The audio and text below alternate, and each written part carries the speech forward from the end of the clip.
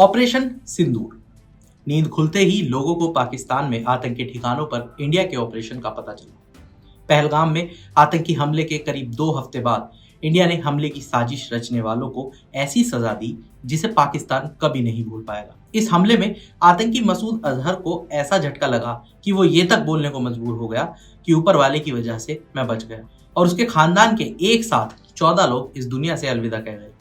इस हमले के बाद लोगों ने राहत की सांस ली, क्योंकि पहलगाम के गुनहगारों को आखिरकार उनकी करनी की सजा मिल गई।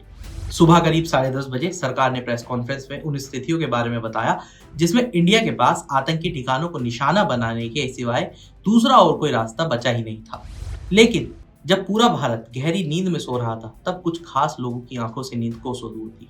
आज इस वीडियो में ऑपरेशन सिंदूर की पूरी कहानी को हम आपको 3 हिस्सों में समझाएंगे। पहला हिस्सा हमले की तैयारी, दूसरा हिस्सा हमले का एग्जीक्यूशन और तीसरा कितने टारगेट तबाह हुए। तो चलिए शुरुआत करते हैं पहले हिस्से से, यानी कि हमले की प्लानिंग से। इंडिया ने ऑपरेशन सिंदूर रात ठीक 12:37 पर शुरू किया। पहले से तैयार आतंकी ठिकानों की लिस्ट ऑपरेशन को अंजाम देने वाले हर व्यक्ति के पास। इस बात की पूरी सावधानी बरती गई कि गलती से किसी सिविलियन ठिकाने को निशाना ना बना लिया जाए या वो इस हमले की जद में ना आ जाए। इस ऑपरेशन को नेशनल सिक्योरिटी एडवाइजर यानी NSA अजीत डोभाल कमांड कर रहे थे।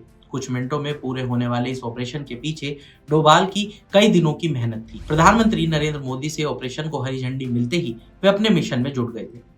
डोभाल ने सबसे पहले एक ऐसी डेडिकेटेड टीम तैयार की जिसका काम सिर्फ पाकिस्तान में आतंक के नेटवर्क के बारे में हर छोटी बड़ी जानकारी जुटाना था। इस टीम ने दर्जनों ऐसे ठिकानों को चुना जिनका इस्तेमाल आतंक की पाठशाला चलाने के लिए हो रहा था। फिर इनमें से उन ठिकानों को शॉर्टलिस्ट किया गया जिन्हें इंडिया के हितों के लिहाज से सबसे खतरनाक माना गया, और आखिर में ऐसे 9 ठिकानों की लिस्ट तैयार की गई। फिर इन ठिकानों पर करीब से नजर रखी गई। इनमें आने जाने वाले लोगों और उनकी गतिविधियों को ट्रैक किया गया। ऑपरेशन को सिर्फ आतंकी ठिकानों तक ही सीमित रखने का निर्देश दिया गया था। आतंकी ठिकानों की लिस्ट फाइनल करने के बाद डोभाल ने सशस्त्र बलों यानी सेना के साथ मिलकर हमले का प्लान बनाना शुरू किया। प्लान टेबल पर आने के बाद उन्होंने प्रधानमंत्री मोदी को इसके बारे में विस्तार से बताया। इस पर बातचीत के बाद ये तय हुआ कि इस ऑपरेशन को सिर्फ आतंकी ठिकानों तक ही सीमित रखा जाएगा। किसी भी कीमत पर इंडियन फोर्सेस, मिलिट्री और सिविलियन इंफ्रास्ट्रक्चर को निशाना नहीं बनाएंगे। टॉप लीडरशिप का ये मानना था कि इंडिया के इस ऑपरेशन से पाकिस्तान के आम लोगों को कम से कम नुकसान होना चाहिए। प्रधानमंत्री की सलाह और हरी झंडी मिलने के बाद डोभाल ने ऑपरेशन को अंजाम देने की तैयारी शुरू कर दी। इस पूरे मिशन में नेशनल टेक्निकल रिसर्च ऑर्गेनाइजेशन यानी NTRO की मदद ली गई। इस बात का ध्यान रखा गया कि इस ऑपरेशन के बारे में जरूरी लोगों को छोड़ किसी दूसरे को भनक तक ना लगे। ऑपरेशन का ब्लूप्रिंट तैयार होने के बाद अजीत डोभाल दोबारा प्रधानमंत्री नरेंद्र मोदी के पास पहुंचे। प्रधानमंत्री ने प्लान के ब्लूप्रिंट से संतुष्ट होने के बाद ही अपनी मंजूरी दी।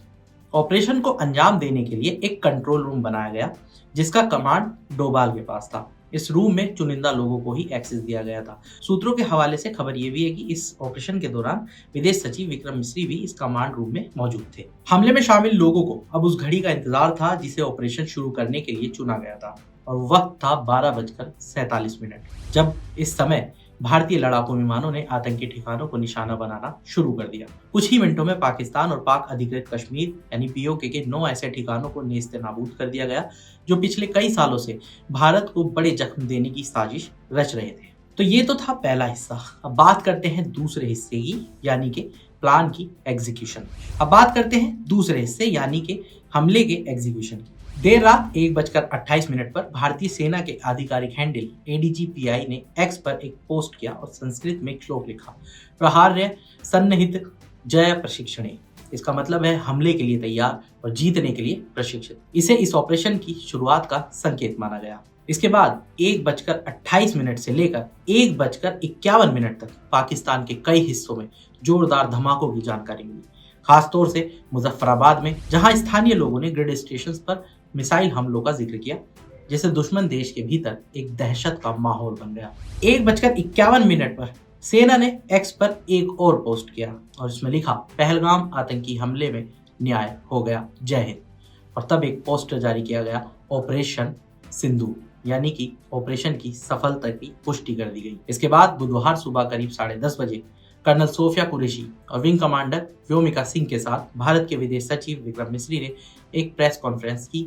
उन्होंने बताया कि 23 मिनट में 9 जगहों पर 21 ठिकानों पर स्ट्राइक की गई। अब आते हैं तीसरे हिस्से पर, यानी हमले में पाकिस्तान को पहुंची कितनी चोट। तो सबसे बड़ी चोट तो यही है कि मसूद अजहर के परिवार के 14 लोग इस जवाबी हमले में मारे गए। बड़ी बात यह है कि खुद मसूद अजहर ने एक बयान जारी कर कहा कि मेरे भांजे, उसकी पत्नी, मेरी भांजी समेत परिवार के 14 लोगों की मौत हो गई है।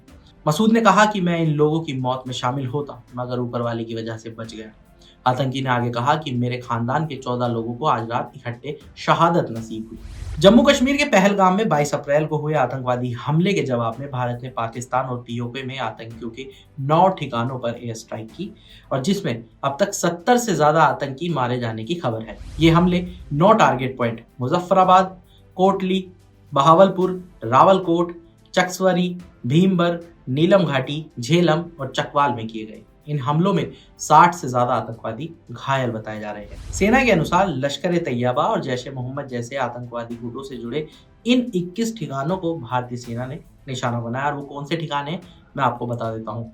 सवाई नाला, सैयद ना बिलाल, मस्कर अक्सा, चेलाबंदी, अब्दुल्ला बिन मसूद, दुलई, गढ़ी हबीबुल्ला, बतरासी, बालाकोट, ओघी, BOI, गुलपुर, कोटली, बराली, डूंगी, बरनाला, महमुना जोया, सरजल, मुर्दिका और बहावलपुर। इस सब के बाद भारत ने कूटनीतिक मोर्चे पर भी पाकिस्तान को घेरने में कोई कमी नहीं छोड़ी। विदेश मंत्रालय ने पाकिस्तान को छोड़कर UNSC सदस्य देशों की एक बैठक बुलाई और उन्हें इस हमले की जानकारी दी। इतना ही नहीं, NSA अजीत डोभाल ने चीन, रूस और UK और अमेरिका के NSA से फोन पर बात की। उन्होंने अपने सभी समकक्षों को ऑपरेशन सिंदूर और इसके तरीके के बारे में जानकारी दी, जो कि एक लिमिटेड और सटीक हमला था। उन्होंने इस बात पर जोर दिया कि भारत का इरादा तनाव बढ़ाने का नहीं है, लेकिन अगर पाकिस्तान तनाव बढ़ाने का फैसला करता है तो वो दृढ़ता से जवाब देने के लिए पूरी तरह से तैयार। तो आज के इस वीडियो में इतना ही। बाकी तमाम बड़ी खबरों के लिए जुड़े रहिए मनी कंट्रोल हिंदी के साथ। आप हमारे YouTube चैनल को सब्सक्राइब करें, Facebook पेज को लाइक करें और अब WhatsApp के जरिए भी आप हमसे जुड़ सकते हैं। WhatsApp चैनल का लिंक आपको कमेंट बॉक्स में मिल जाएगा। तब तक के लिए धन्यवाद।